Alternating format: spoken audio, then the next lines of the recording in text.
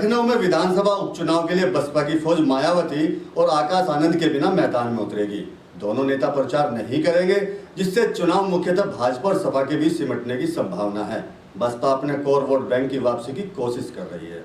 विधानसभा उपचुनाव में बसपा के मजबूती से चुनाव लड़ने के दावे तो पार्टी के भीतर खूब हो रहे हैं, लेकिन हकीकत यह है कि बसपा की फौज बिना पार्टी प्रमुख मायावती और नेशनल कोऑर्डिनेटर आकाश आनंद के लड़ेगी।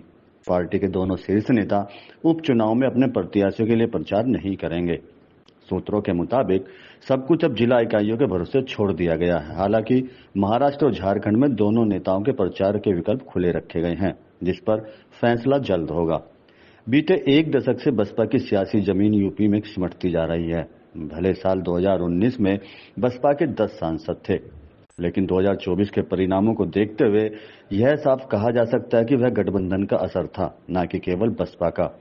2024 में जब बसपा के लिए चुनाव मैदान में उतरी तो वह एक बार फिर साल 2014 की तरह शून्य पर पहुंच गई। 2022 के विधानसभा चुनाव में भी बसपा केवल एक ही उम्मीदवार जीत सका था। 2024 में जब कोर वोट बैंक भी खिसका तो बसपा ने उपचुनाव में उतरने का फैसला किया, ताकि वह अपनी सियासी जमीन को फिर पा सके। पार्टी ने प्रत्याशी भी तय किए। मायावती तमाम राजनीति मुद्दों पर हमलावर भी रही। ऐसे में उम्मीद जताई जा रही है कि वह प्रचार करने निकलेंगे और बसपा पूरी मजबूती से इस चुनाव में लड़ती दिखेगी। हालांकि अब ये तय हो गया है कि पार्टी अपने नेता के बूते नहीं बल्कि कॉडर की ताकत से ही लड़ेगी। दोनों नेता उपचुनाव में प्रचार से दूरी बनाए रखेंगे। राजनीतिक जानकार मानते हैं कि अगर मायावती और आकाश खुद प्रचार की कमान नहीं संभालते हैं तो एक बार फिर पूरा चुनाव भाजपा और सपा के बीच ही सिमट जाएगा, ठीक उसी तरह जैसे साल 2022 का विधानसभा चुनाव सिमटा था। कांग्रेस के 2 जबकि बसपा को 1 पर ही जीत मिली थी। जानकार मानते हैं कि मायावती और आकाश के बीच प्रचार से किराना करने को एक बार फिर बसपा के लिए मुसीबत मान रहे हैं, उसे रेस से बाहर देख रहे हैं। हालांकि सपा के साथ जमीन पर कांग्रेस का गठबंधन विजिबल न होने का लाभ बसपा को उसके कोर वोटरों की वापसी के तौर पर जरूर मिल सकता है, लेकिन यह उम्मीदवारों की जीत के लिए काफी नहीं होगा। बसपा की तरफ से इशारा होने के बाद जिलों में बसपा इकाइयों की कोशिश प्रत्याशियों के समर्थन में तेज हो गई है। साल 2014 के बाद से ही यूपी में चुनाव बाइपोलर हो रहे हैं। इस बार भी इसके त्रिकोणीय होने की संभावना कम ही दिख रही है। ऐसे में मायावती और आकाश आनंद को पीछे ही रखने का फैसला लिया गया है, ताकि परिणामों को उनकी कोशिश के साथ जोड़कर न देखा जाए।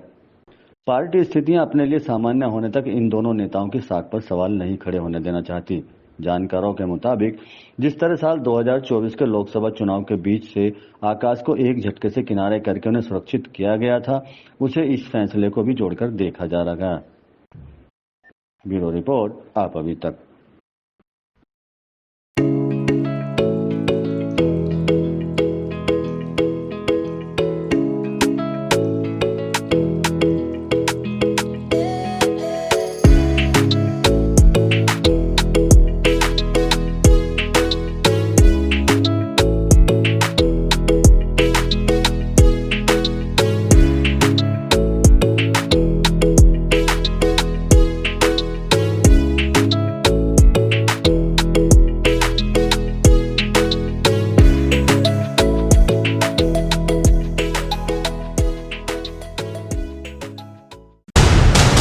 देश और दुनिया की खबरों से अपडेट रहने के लिए आप अभी तक न्यूज़ चैनल को सब्सक्राइब करना ना भूलें और साथ ही हर न्यूज़ का नोटिफिकेशन पाने के लिए